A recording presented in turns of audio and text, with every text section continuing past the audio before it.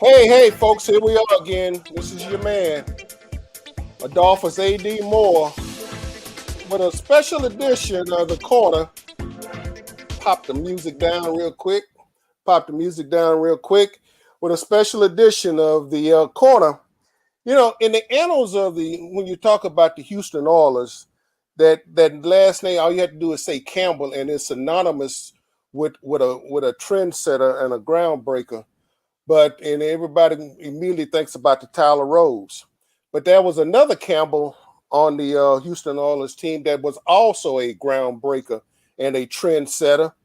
And gentleman out of Mount Pleasant, Florida, he was a wound up in 10th round draft pick, 1967, out of Northwestern. And this young man by the name of Woodrow Lamar Campbell, better known as Woody Campbell. And as I bring Woody in, I would like to, Woody, welcome to the corner, and thank you for taking the time out of your busy schedule. Just want to just sit here and reminisce a little bit. I appreciate you coming on.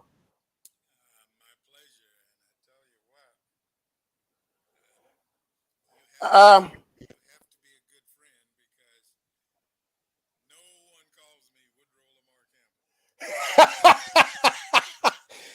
well, you know what? Well, I was, hey Woody, when I was doing my research, and I sit down and went like, aha. I said that'll probably be the first and the last time I get away with it. Other than yeah,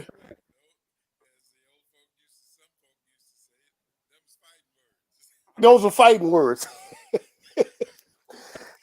Primarily, I tell you what. Primarily, what we got, what I wanted you in for, and you and I, we've had these conversations in the past. But what I wanted to talk about was your groundbreaking career. You were the first Black American to broadcast television sports in the Houston market. And what I want to do is just talk about that whole experience and what it meant to you, and how, and just from the genesis, what happened. We know you had 5 years with the Houston Oilers, and but not only that, you have been a prolific author too, with a couple of books that we'll talk about toward the end. But I want to talk about, how did that come about? What year was it, and what was the station, and how did it come about?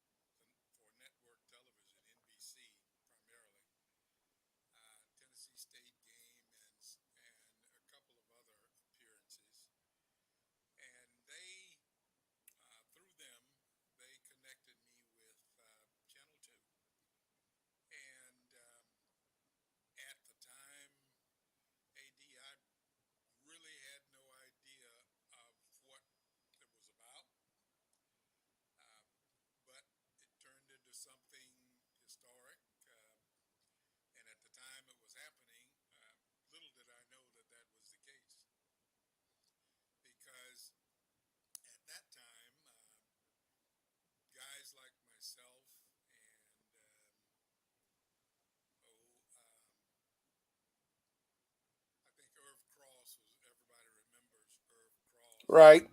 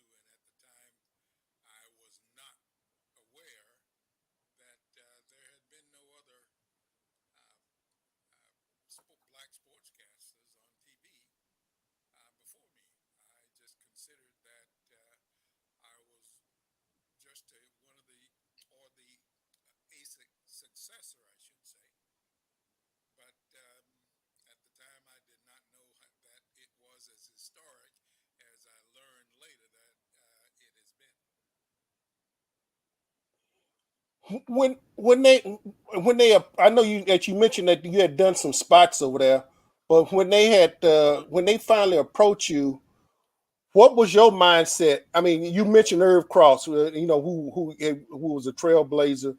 But what was your mindset? Who did you have to go? Who did you sit down? I mean, because we all, when things are major issues, like, who did you go talk to and just sort of just bounce that idea off? Besides your wife or somebody else, because you've been that history maker. I mean, at that time when you the first one, it's kind of hard to look around and go like, well, who do I go talk to? I didn't talk to anyone. I got a call from the then station manager for that, who was Tom Reef. And Tom Reef, following up on, I guess, the contact that had been made from NBC Network, uh, asked if I would be interested in doing weekend sportscasting. And I was working full time at a company at that time called AB Dick and copying and duplicating. So I looked at it as what it was, a weekend opportunity. And that's not knowing at the time that there was no precedent uh, previously for it, and that's how I approached it. I had no idea that it was groundbreaking, that it was history making. You, I know we want to get into this, but one of the things I want, and then you and I have talked in the past, but this is something that I think need to get out. Folks start calling the station once you start appearing. What happened? I'm just gonna I'm sort of stand back and I'm gonna we're gonna call this what chapter one, chapter two. Let's talk about some of the comments that once you start appearing on channel two. What were some of the comments and things that came about, plus and minus? Well, actually, there weren't many minuses that I can recall, but I did notice a flurry of activity on weekends while I was on. And the reason, the way I found it out was Tom Reef himself came to me, sat down with me, and told me that, when you're on the weekends, our switchboard lights up. And I said, no, I didn't. I had no idea. He said, yes, we get lots and lots of calls from people, one, wanting to know, where did you learn to talk? Excuse me? Wait a minute. Hold up. Back up. You are a graduate of Northwestern University. Where did I learn my speech? Yeah. And the second thing they wanted to know about was who wrote my material. And Tom openly told them he writes his own material. And with the exception of a couple of dry runs in preparation, we did know we had no training ground or anything like that. He's doing what he does naturally, and that was it. But the switchboard would light up on weekends. People wanting to know who did my material, who did the writing, and I guess the thought process was that I wasn't capable of doing that. But and my reaction to Tom Reeve is just about what you're seeing now, because I looked at him and I just laughed. I spent 12 years going to school, graduated, number one in my class from high school, went to Northwestern, graduated, National Honor Society, or actually Northwestern did not have, they did not belong to the National Honor Society. I graduated as a Northwestern Honor Society graduate, um, academic All American, all conference, all of that. And I took it is funny that anyone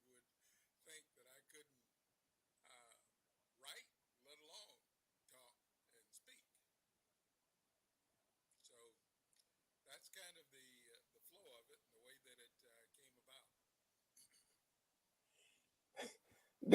Did folks think that somebody was dubbing your voice, or did I mean, did they think somebody was behind you dubbing your voice, or standing there? I mean, when you first told when you and me talked several years back, and you told me that, I just sort of I looked at you like, what?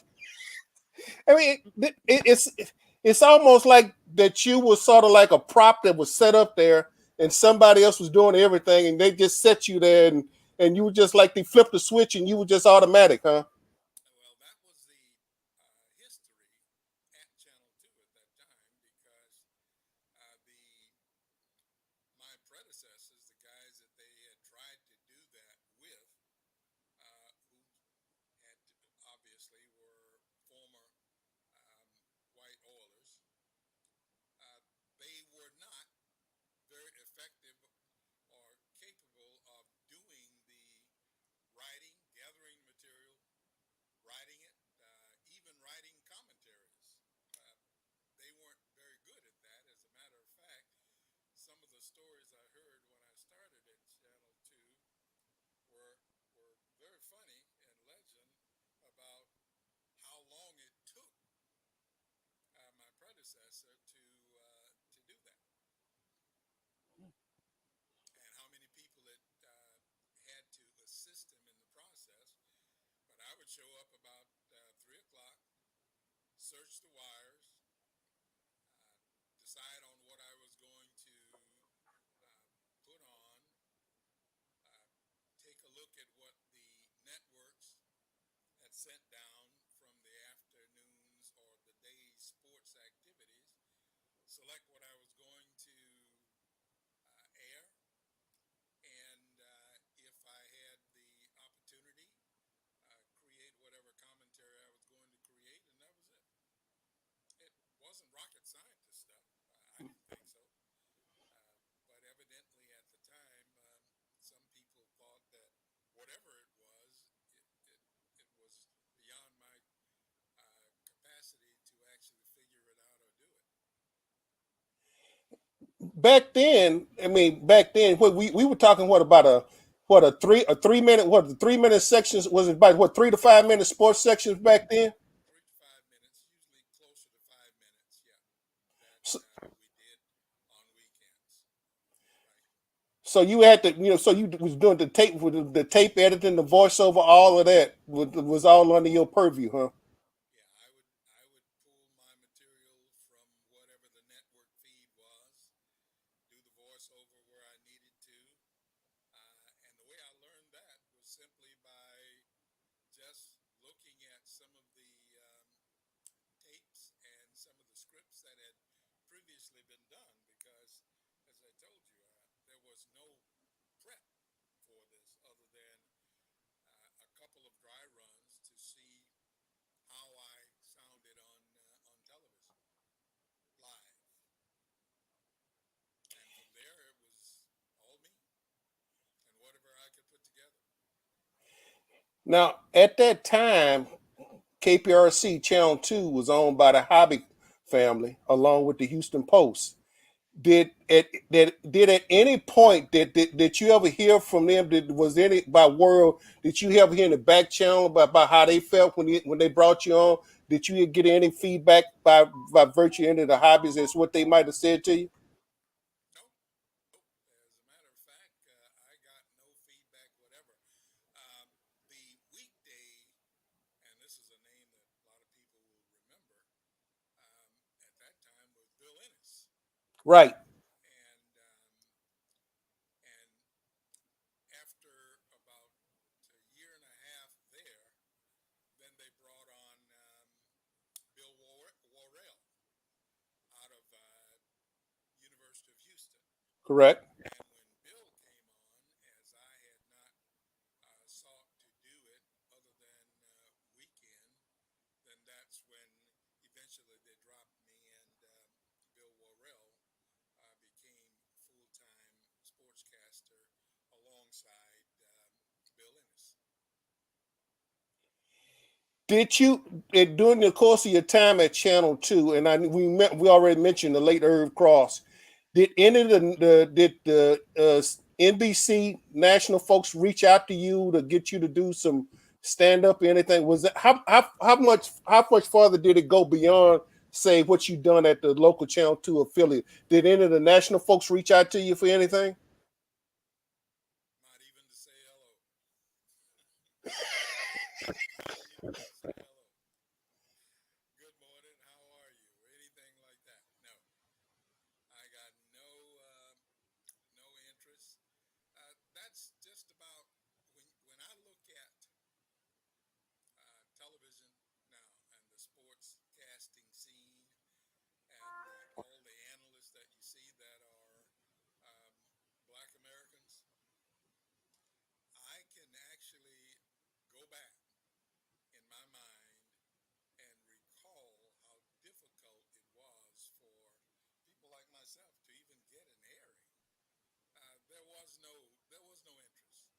Um, at least it wasn't expressed to us, and the road we traveled to try and get to do that, or take advantage or create an opportunity, was very difficult because it was like playing quarterback in the NFL at that time. Uh, Blacks need not apply. Sounds tough, but that was the reality. Yeah, it's kind of ironic how you describe your tenure then, and if you look at the national number one team for the NFL broadcasting season coming up, you would swear that you were exception to the rule. Yeah, well, uh, I can, and let me set the record straight right here now. Bill Ennis and Bill Worrell were good guys. And of course, Bill Ennis, I told his son once that I appreciated the opportunity to work alongside him because he was truly a gentleman. Not only was he a gentleman, but he did everything he could. Uh, Whenever I needed some assistance, Bill was there.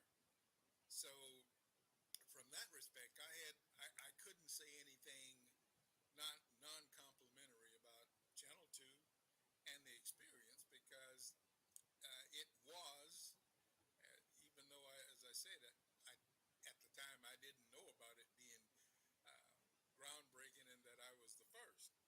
I didn't learn that until years later, after I had left Houston and come back. But I did get a lot of cooperation and support from Bill Ennis.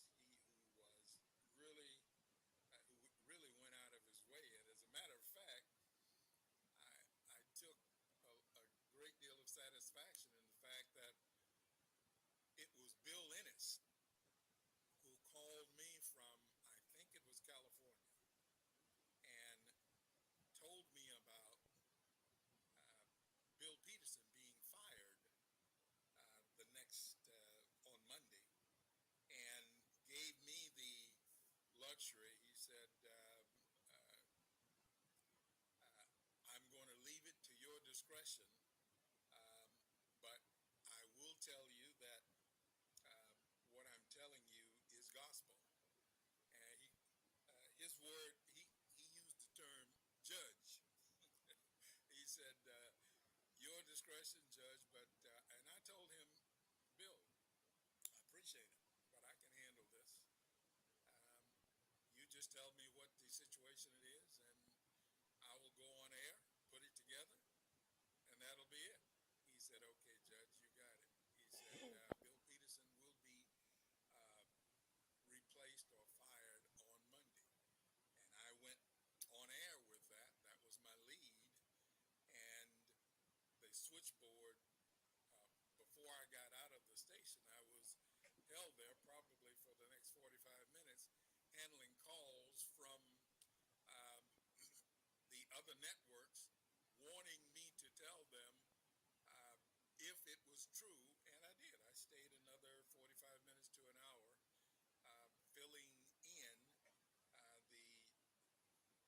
Channel 11, Channel 13 sports guys as to what was going on, courtesy of Bill Ennis. So you wound up having to report that your coach was being fired. You broke the news about your coach, huh?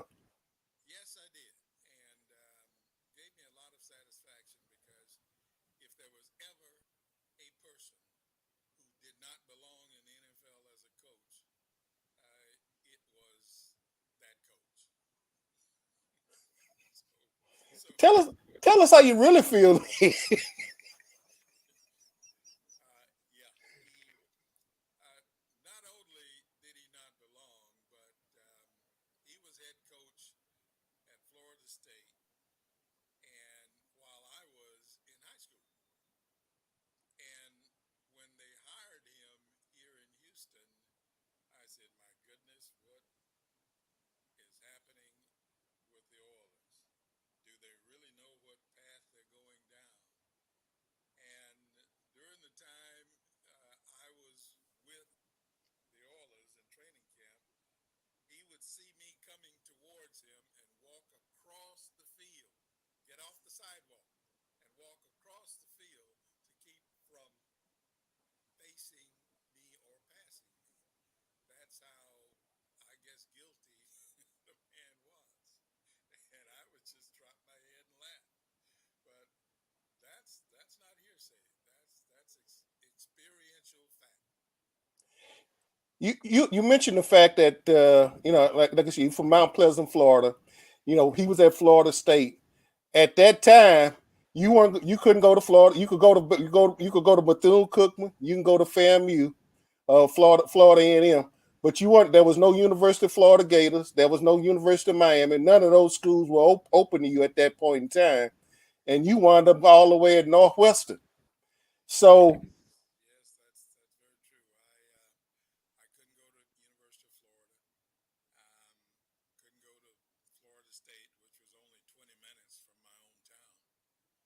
And I think the University of Miami was just beginning to bring in black athletes, of whom everyone will remember Chuck Foreman was one of the first. right, Well, yeah, so I made the long trek to um, Northwestern University because the schools in Florida at that time, in the Southeast Conference, as a matter of fact, weren't available to us. And that was reasoning, my reason for going north to Northwestern and the Big Ten. because realistically, the Big Ten had a welcome mat out for you. The Pac-10, or was it wasn't the Pac? Yeah, it would be the Big Ten. The Pac was it Pac-10 or Pac-8 at that time? They had Big the Eight, Big Eight. yeah, and Southwest Conference, Southeast Conference, ACC, all of those were closed. All of those were closed. Let me just quickly just sort of how did your parents deal with you going all the way to Northwestern having to leave Florida? How did they deal with that challenge you having to leave and go all the way to Northwestern? They they left it up to me, Okay. and for me it was an easy decision. It was a no-brainer because I didn't even take visits to Florida A&M. Um, I didn't, and that really, uh, I guess I can say this on the air. Uh, that really pissed off Jay Gaither and all the coaching staff down there at The Florida. legendary Jay Gaither, right? It did. And because I chose not to attend Florida A&M and become a Rattler. I didn't even take a visit over there. Didn't even show any interest. For about 4 or 5 years, the university, A&M University, was closed to athletes from my hometown, Quincy, my high school. But that was my choice. My parents left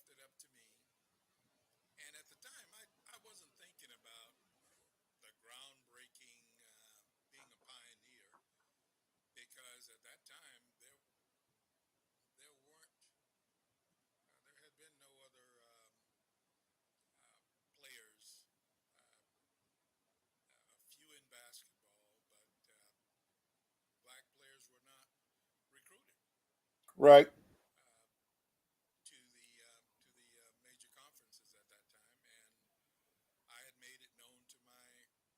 I had taken a trip to Northwestern, and as I was class valedictorian, before I even took the scholastic entrance exams, I was already accepted at Northwestern. So therefore, from the time I got the opportunity, it was to me it was a no-brainer. It was Northwestern.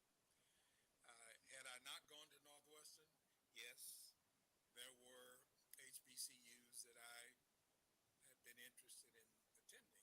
As a matter of fact, had I not gone to Northwestern, it would have been Tennessee State. Okay. John Merritt, was that'd be John Merritt at that time? That was John Merritt at the time.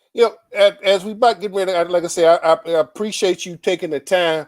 I, you know, let's talk. I want to quickly just touch on the fact that I know you have been prolific as far as having commentary because you speak your mind, and you've always, ever since I've known you, you've been very frank about putting out. Let's put it like this: they say that's Woody Campbell. Woody Campbell's what you see is what you get. But who are some of the folks that that sort of molded that commentary, that biting wit of yours in your commentary? How much is that Woody Campbell? How much is that of somebody else that might have something? And when you pull out the scalpel and start going after folks? Uh, that's 100% Woody Campbell. I have always had people I have admired and still do, but I never modeled my process or me after anyone. What you see is me.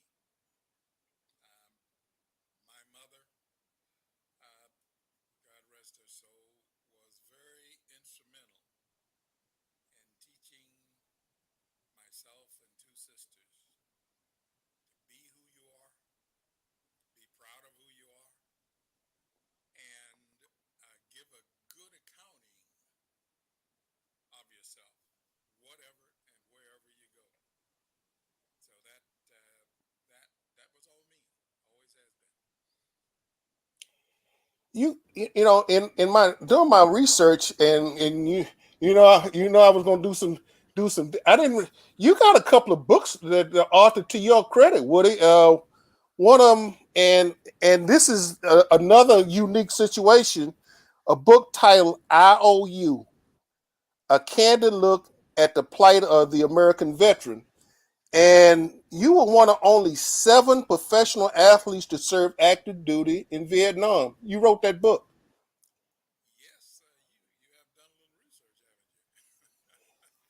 Yes, I was. I was one of only 7 professional players to play to serve on active duty in the military during that time, um, including myself, Roger Starbuck, who served in the Southeast Asia Theater, Vietnam, and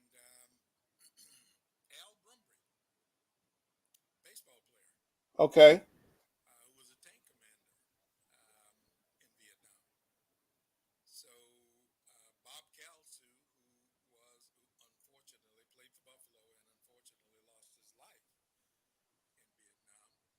in Vietnam, and I cannot remember the remainder of the list, but that was the group in which I was included. Yes. You also had a book called Fade to Black. Uh, what was the quick synopsis on that? Now, like I said, I haven't got to go dig them, but I'm going like, wait a minute. Woody walks around just so unnonchalant, like I say, but hey, you're a treasure trove. And what what what was the emphasis for Fade to Black? Well, before I leave IOU, the reason for writing IOU, being a veteran, I spent the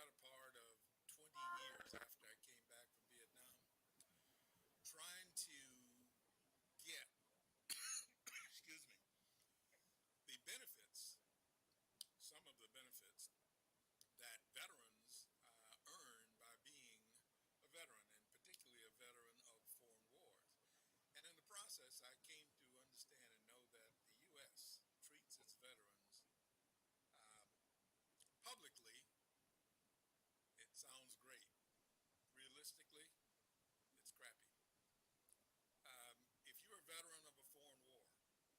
You spend the better part of 10 or 15 years trying to collect and get the benefits that are yours by virtue of your service. It's not an easy process. And the book IOU was a chronicle using myself as the personal experience of what it was that veterans had to go through and still do to take advantage of the benefits given them by being a veteran, particularly of a foreign war. And that's what the book IOU was about. I wanted to use myself as an example, and it was time I felt that someone needed to speak out and let this country, the people in this country, understand that being a veteran is not what it was cracked up to be. So, particularly if you are a black veteran, as I was. But that was the foundation and the story behind IOU. Now, Fade to Black was a completely different um, adventure because throughout my life, I got tired, grew tired of being called an African American, an Afro American, um, Negro, which we were, and I am, obviously. But uh, we went through different periods of time seemingly not knowing who we were. Fade to Black was my attempt at claiming my identity, understanding and knowing who I am as a black American, and who generally we are as black Americans. And I'm not one of those people who accept the term African American, because an African American by definition is someone born in Africa, comes to this country and becomes a naturalized citizen. That's not me. 8 or 10 generations uh, we earned, and your typical black American earned through 8 or 10 generations or more, being the right to be called a black American. And that's what Fade to Black was about. It's about understanding our identity, because we had a habit of reaching back and saying this year we'll be Afro American. Um, Before that we were something else, and before that then something else. And that African American term just never did sit well with me, and it still doesn't. So that Fade to Black was my justification of who I am as a black American, and oh, by the way, historically, how that all came about. And that incurred and included a lot of history, but I've never understood how anyone whose ancestry goes back to the 1800s or even further, how we could accept someone calling us, something that we were not. And I just wanted to understand, let's go back. And I'm going to prove through looking at my life and the life of my family to prove that I am not an African American, but a black American. African in descent, but how many generations do you have to be here before you could before you can just be a plain American? And that is what the first book, Fade to Black, was all about. I refused to go any further and just pick it.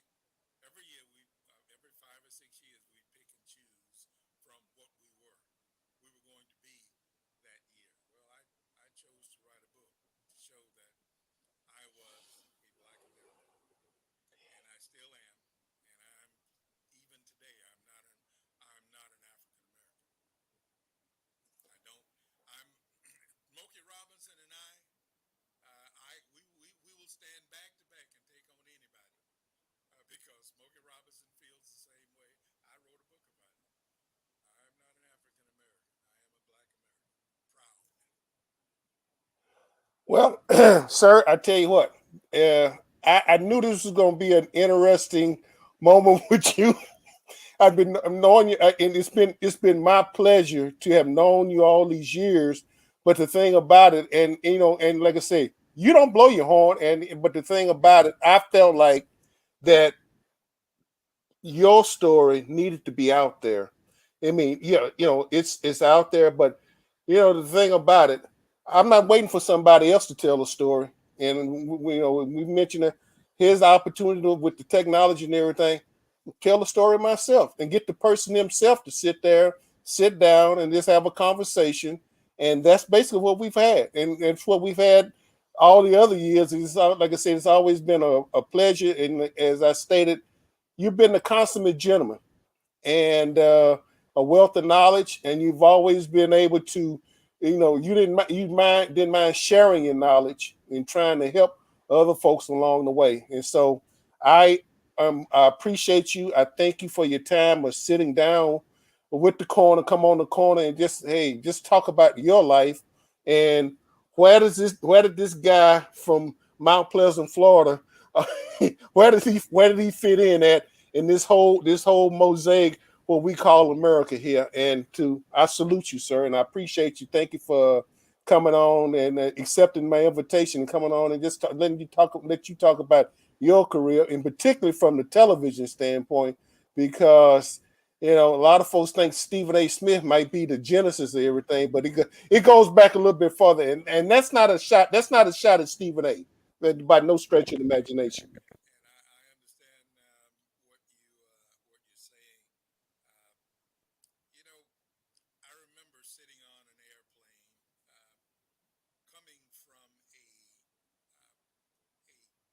broadcast game, and it was myself and Don Perkins. I don't know if you remember Don Yeah, the Perkins, late the Dallas Cowboys, Don Perkins. Dallas Cowboys, and um, one of the most well-spoken athletes you will ever listen to came out of, I think, New Mexico. Correct. And Don Perkins and I spent an airplane ride back to Houston talking about the experience of what we were going through and what it was like at that time for those of us, he and I, who would get spot opportunities to work with the network and in the media. It was an adventure. Yes, it was. Mr. Campbell, and I say that respectfully. I know you get on me when I do that at time, but I say that really out of total respect and admiration, and I appreciate you because, like I told you at the time when I looked up and saw somebody that looked like me actually doing sports on TV locally, I told you then it had an impact. Then it's just like I, uh, watched Mal Good when he was a national at ABC. He was the UN correspondent, and I got a chance to meet him 1974 in California at a convention. So those things, you don't forget things like that. And like I say, whatever success I have, we standing on your guys' shoulders because somebody had to be number one. And and like you, like I know I kidded you one day about fumbling the ball, but one thing about it, you never fumble that opportunity, and it was a pleasure for us to be able to stand on your shoulders and to be able to whatever little success that we might have in this broadcast industry. A tip of the hat to you, sir. It's been my pleasure. Hey, I appreciate it, and I wish you all the success going forward that you have already earned. Well, Woody, hey, have a good night. I know you probably. I know you and I. You've already told me what your impressions of NBA basketball. So I'm not. I'm gonna end this on a. I'm gonna end this on a high note. I don't want. I'm gonna end it on a high note, and I appreciate you for the time and the family and everybody. Good night. I hope Godspeed. That I know you're having some issues with your family and their health issues, but I'm pray that everything continue to prosper and move forward. And again, I appreciate it and thank you here. My pleasure. My son is doing much better, on his way to recovery. I appreciate that. I appreciate the thoughts and the well wishes, as I do for all of those who have followed us throughout that odyssey. So you take care. It's been my pleasure.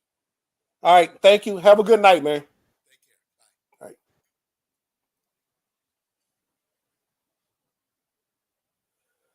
And folks, as we wrap this up, that I hope that the that everything that we've been able to shed some light on historical significance here in Houston, Texas. I've been knowing Woody Campbell a lot of years, and the opportunity when we can be able to sit down up in the press box when the Texans are playing. He's one of the Texans legend, and he has been a wealth of information, a wealth of encouragement. And again, I appreciate it. So as we close this night out, as y'all get ready to go for getting ready for the NBA playoffs and so forth, hey, don't forget COVID is still out there. If you have not had your shots, go get your shots. Be careful, be safe, be kind. Uh, Prayers, my prayers to the parents down there in Uvalde, my prayers to the folks up in Buffalo, New York. And let's stop the insanity, people. Let's have some common sense about we are who we are and what we are. And everything is not mental illness neither. That needs to be some justice to where we are and how we live as human beings. So without further ado, this is Adolphus A.D. Moore signing off until later on. We'll probably have another special cast coming on before we get to the regular season. But what I do, ciao, deuces, and I'm out.